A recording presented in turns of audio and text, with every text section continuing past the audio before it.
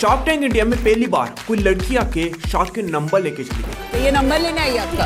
आप इसको thank you so much. प्रिया शायद गुरु मूवी से काफी ज्यादा इंस्पायर है, किसी शार्क को आउट ही नहीं होने दे रही। मुझे थोड़ा सा ऐसा लग रहा है कि ये बुटीक का। अमन कैन आई से समथिंग? ये मेरा डिसीजन बन गया है। नमिता कैन आई से something? I don't think Presha किसी को आउट जाने देगी आज। वो एक डायलॉग मारता है, मुझे ना शब्द सुनना पसंद नहीं गुरु है। गुरु मूवी। अनुपम और विनीता को इसकी सेल्स नंबर सुनकर बड़ा झटका लगा। वाले आज करेंगे शार्क टैंक इंडिया सीजन 3 के उस एपिसोड का रिव्यू जिसकी काफी लोगों ने डिमांड की, जिसके मीम्स बहुत ज्यादा वायरल हो रहे हैं और उस पिच पर सबसे ज्यादा व्यूज आए हैं। बाहर जा रहे हो अंदर आ रहे हो, ये नहीं, मैं आपको सिंपल बता रहा हूँ, आपको 2% देना था। Intimidate me like that. क्या क्या कराओगी ख्वाबों में हम। अमन आउट हो गया। I was, but she brought me back with courage. कितने खामखा भाई लगता है ये हीरोइन आपके प्यार में गिर गई। Still like you. I like you too. क्या हो रहा क्या है भाई यहाँ? Magic Anupam, it's magic. धीरे धीरे ये तेरे पीछे जरा जरा ये खींचे खींचे देखो ना देखो हमको ना खबर कब कैसे आया हो।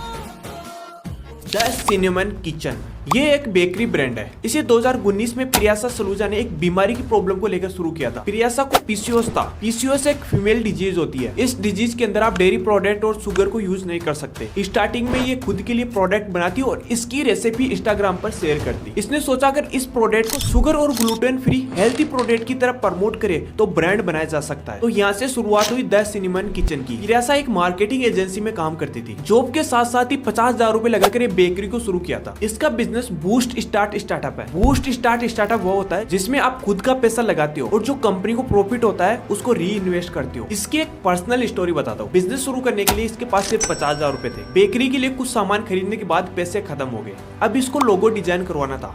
ये अपने फ्रेंड के पास जाती है और लोगो बनवा लेती है। इसको लोगो चाहिए था सर्कल शेप में, लेकिन लोगो बना स्क्वायर शेप में। अब लोगो को दोबारा सर्कल शेप में बनाने के लिए उसके पास पैसे नहीं थे। इसने क्या किया, 6 महीने तक एक एक लोगों को खुद हाथ से काटा। अब मैडम की कुछ सेल्स वेल्स पर भी नजर डाल लेते हैं। 2019 में 1.4 लाख, 20 में 12.5 लाख, 21 में 25 लाख, 22-23 में 82 लाख और इस साल का रेवेन्यू सुनकर अनुपम और विनीता को शॉक्ड लगा। और इस साल हम 6 करोड़ पे क्लोज करने वाले हैं। कैसे? ये बेकरी के अलावा वर्कशॉप भी लेती है जिसमें ये बेकरी रेसिपी को सिखाती है, जिसके लिए 18 से 20,000 रुपए चार्ज करती है। बेकरी सेगमेंट का मार्केट है 70,000 करोड़ का। इसमें 15% हेल्थ फूड का है। इसका ब्रांड मस्त है, लेकिन एक सबसे बड़ी कमी है। मैं इसको देख रहा हूँ, वीगन न्यूटेला, हाँ जी, कुछ 550-600 रुपए का लिखा हुआ। हाँ जी। ये जो मैं पैकेजिंग देख रहा हूँ, बट इट्स वेरी पुअर। मतलब लेबलिंग ही ठीक से नहीं है। आप एडवर्टाइजिंग से हैं। हाँ जी, हाँ जी। सिंपल थिंग लाइक ये रीडेबिलिटी, इतने लाइट बैकग्राउंड में वाइट फॉन्ट, रीडेबल ही नहीं है। बहुत बुरा लगता है जब कोई फाउंडर इतनी मेहनत करके इतना बड़ा ब्रांड बनाए और जब फंडिंग के लिए जाए तो उसकी कंपनी की वैल्यूएशन 5x तक तोड़ दे। इसकी आस्क थी 60 लाख के लिए 2%, 30 करोड़ की वैल्यूएशन, लेकिन विनीता और अनुपम ने सिर्फ 6 करोड़ की वैल्यूएशन पर ऑफर दिया। आपको मैं ऑफर देती हूँ 60 lakh for 10%, 6 crore valuation. If Vinita's okay, I'll join her. 60 lakhs for 10%, लेकिन वैल्यूएशन वही रहेगी। अमन ने ऑफर दिया, लेकिन रियल वैल्यूएशन से 2.5 गुना तोड़कर। Aman, I want to take an equity deal at this stage. So what equity at what valuation? 60 for 4%. 60 lakhs 5%. Aman, you have a deal. Great.